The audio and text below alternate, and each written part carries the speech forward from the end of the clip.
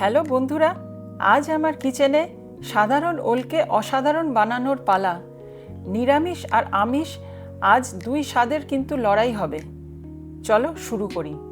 প্রথমে করছি আমি নিরামিষ ওল ভর্তা লেবু পাতা দিয়ে। সর্ষের তেলে মেথি ফোড়ন দিয়ে আমি ওল সেদ্ধটা দিয়ে দিচ্ছি। তারপরে একটুখানি লবণ দিয়ে দিলাম। একটু নাড়াচাড়া করে আমি এর মধ্যে হলুদ গুঁড়ো দিয়ে দিলাম। তারপরে দিয়ে দিলাম চেরা কিছু কাঁচা লঙ্কা। এরপরে এর মধ্যে আদা বাটাও দিচ্ছি। আদা বাটাটা দেওয়ার পর তারপরে আমি দিয়ে দিচ্ছি লেবু পাতা। আমি কিন্তু গন্ধরাজ লেবুর পাতাই নিয়েছি, তোমরা চাইলে কাগজি লেবুও নিতে পারো, তবে গন্ধরাজ লেবুর পাতাটা হলেই সবথেকে ভালো হয়। ওলটাকে খুব ভালো করে এইবার আমি ভাজা ভাজা করে নিচ্ছি। আমার নিরামিষ ওল ভর্তাটা রেডি হয়ে গেল। গরম গরম ভাতের সাথে পরিবেশন করলাম। ওপর থেকে কিছুটা কাঁচা সর্ষের তেল আমি ছড়িয়ে দিয়ে কয়েকটা কাঁচা লঙ্কা দিয়ে দিলাম। এইবার আমি শুরু করছি আমিষ ওল ভর্তা চিংড়ি মাছ দিয়ে। কয়েকটা চিংড়ি মাছ আমি আগে থেকে ভেজে রেখে দিয়েছি, আর যেই তেলে আমি ভেজেছি সেই সর্ষের তেলটা আমি এই রান্নায় ব্যবহার করছি। চিংড়ি মাছ ভাজা তেলে আমি পেঁয়াজ কুচি, আদা কুচি, রসুন কুচি ভেজে নিচ্ছি। একটু ভাজা ভাজা হয়ে গেলে আমি ওল সেদ্ধটা দিয়ে ভালো করে আবার মিশিয়ে নেব।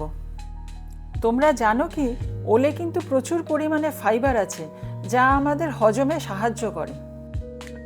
একটু নাড়াচাড়া করার পর আমি হলুদ গুঁড়ো, লঙ্কা গুঁড়ো আর একটুখানি লবণ দিয়ে দিচ্ছি। দিয়ে আবার খুব ভালোভাবে নাড়াচাড়া করব। চিংড়ি মাছটা ভেজে আমি ছোট ছোট টুকরো করে নিয়েছি, সেই চিংড়ি মাছটা এবার আমি ছড়িয়ে দিচ্ছি। আবার খুব ভালোভাবে জিনিসটাকে নাড়াচাড়া করছি। এইবার কয়েকটা চেরা কাঁচা লঙ্কা দিয়েই আমার রান্নাটা কিন্তু কমপ্লিট হয়ে গেল। একটু রসুন আর শুকনো লঙ্কা ভাজা ওপর থেকে ছড়িয়ে দিচ্ছি।